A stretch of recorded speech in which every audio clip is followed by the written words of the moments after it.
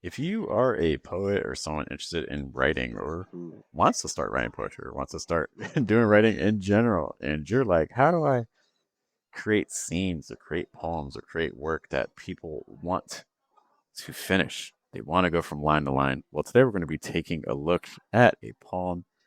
This is going to be by the poet Wu Ti, and it's called People Hide Their Love. And we're going to be looking at some techniques that are employed here that you can immediately add to your own writing that can make people more interested in the things that you write about. Welcome, guys, to Fine Print. This is the Poetry Show where we take a look at a piece and give it a nice close read while also trying to give you some practical applications for the next time that you sit down to write in the guide this process. There is me. What's up, guys? My name is Geoff with an O. I'm a full poet. Let's take a look at our text for today. We're going to give it a read and we'll talk about some of the techniques that I noticed that I think are going to be helpful for you. So this poem again is titled People Hide Their Love. Who says that it's by my desire, this separation, this living so far from you? My dress still smells of the lavender you gave. My hand still holds the letter that you sent. Around my waist I wear a double sash. I dream that it binds us both with the same heart knot. Did not you know that people hide their love like a flower that seems too precious to be picked? All right. So one of the first things, I just love to give poems, first of all, the eye test. So when you look at this poem from far away, that's not what I want. I want to try to make it smaller. Give me a second to see if I can zoom out a bit.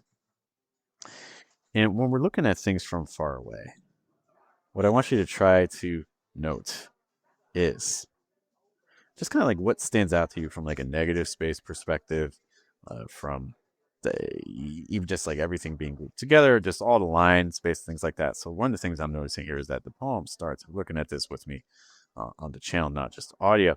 You're going to see that the first two lines, the who says line by itself, that's by my desires by itself. And then after that, we have this block of text for the remainder of the poem. And so the first two lines end up with a lot of space.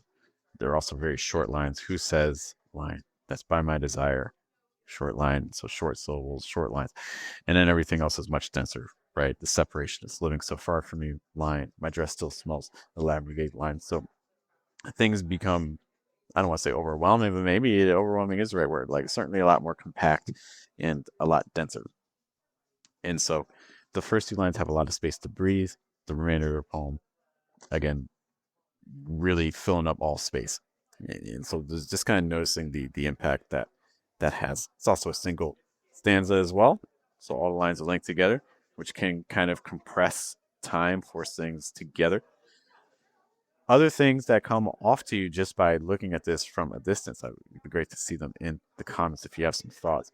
But the big thing that stands out for me to this poem is a concept that I refer to a lot, especially with my communication students, but I think it also applies to poets. And really, anytime you communicate with other people, is an element of contrast, change. We can't do the same thing over and over again because otherwise people aren't going to have that interest to read for. So one of the things that we see, even just based on what we just mentioned, is that first line, two words, who says? Next line, that's by my desire.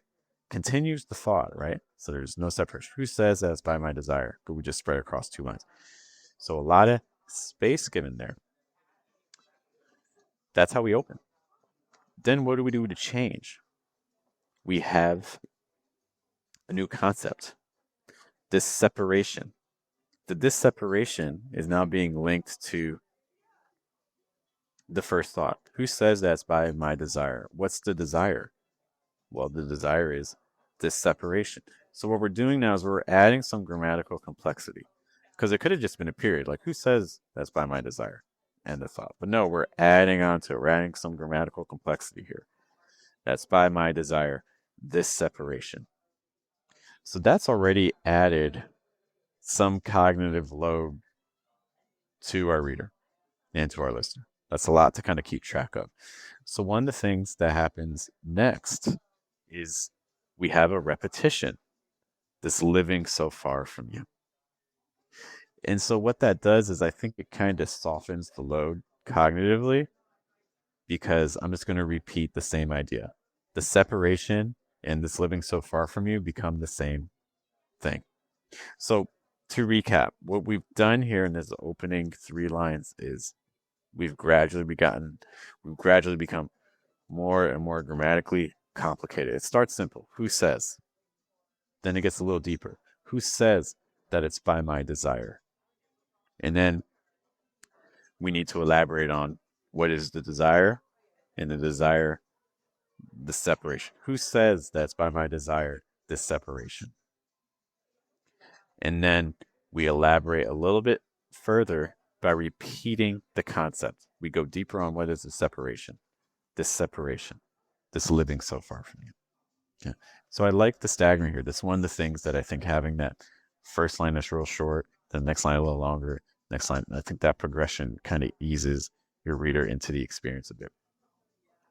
Then after that, we've done that line, we start a new pattern. What's the new pattern? Well, we're using some repetition again. We saw this in the last episode of the fine print as well. My dress still smells of the lavender you gave. My hand still holds the letter that you sent. Okay, so now we've had this repetition, this couplet with the my's. My dress still does this. My hand still does this. Okay, so my dress still verb. My hand still verb. The repetition of the structures, these adding on to all of that sense of the closeness that the speaker has for the you, the lavender you gave, the letter you sent. We have these gifts that this other person has sent onto the speaker. And the repetition just kind of layers and deepens that relationship. You gave me this, you gave me this. Though that's the extent of the gift. Sometimes what I see with poets is they keep going and give another thing, another gift you gave me, another gift you gave me, another gift you gave me. We don't need a lot. I think oftentimes, what I often tell my communication students is English often wants to avoid patterns. To get a pattern, you need 3. 2 could be random. 3 is like, hey, I see what you're doing. This is intentional. So I think once you give 2 examples, that oftentimes can be enough. If you give more, that can start to dilute, which may be an appropriate effect for some of your pieces, but might not be what you want for all your pieces. What this speaker does, though, we actually do end up getting a third thing, but this isn't a gift, and we change the structure. The next line says, round my waist, I wear a double sash.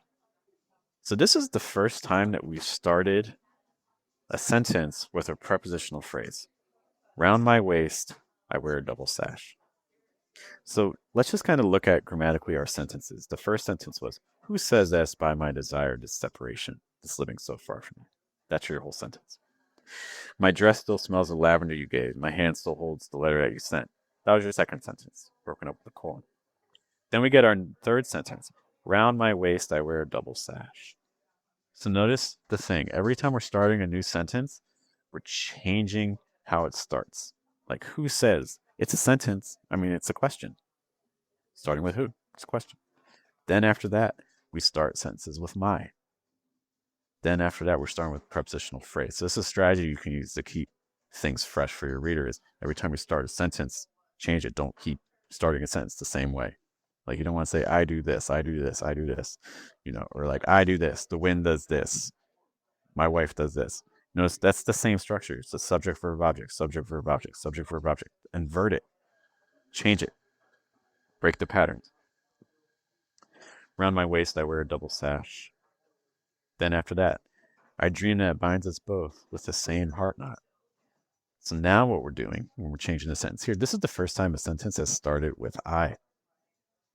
Or a thought has really started with I.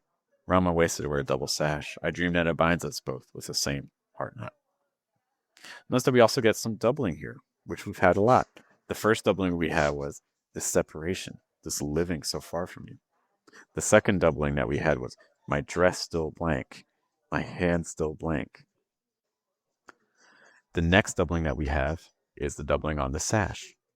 Round my waist, I wear a double sash. Then we elaborate on the sash. I dream that it binds us both. Okay, so that idea of introducing an object and then elaborating on it. Introducing an object and then elaborating on it. This separation, then elaborate. This living so far from you. The elaboration of the gifts. My dress, the lavender you gave. my hand the letter you sent. The next one, I round my waist to wear a double sash. I dream it, the double sash. I dream it binds us both with the same heart knot. And then our final sentence, did not you know?